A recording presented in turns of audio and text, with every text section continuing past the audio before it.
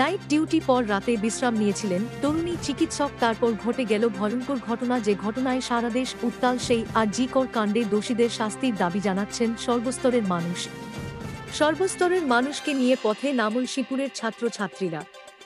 সাহারা অঞ্চলের ছাত্র সংগঠন এবং শিবপুর শুভ স্টুডিওর উদ্যোগে শিবপুর বাজারে ছাত্রছাত্রীদের এবং এলাকাবাসীকে নিয়ে আয়োজন করা হয়।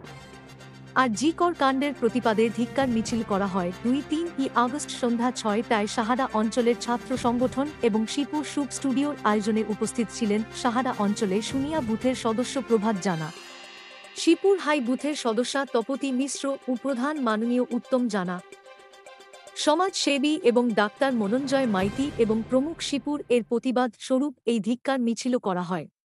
এই মিছিলে প্রায় 200 থেকে 300 জন ছাত্রছাত্রী এবং এলাকাবাসী যোগ দেয়।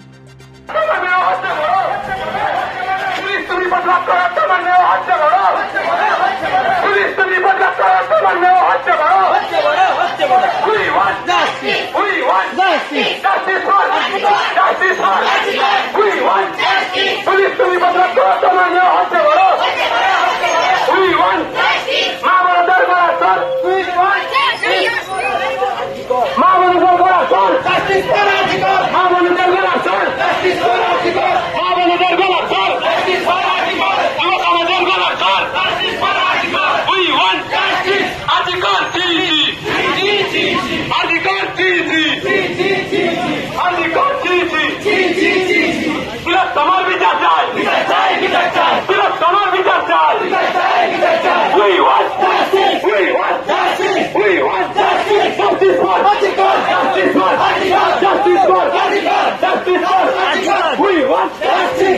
want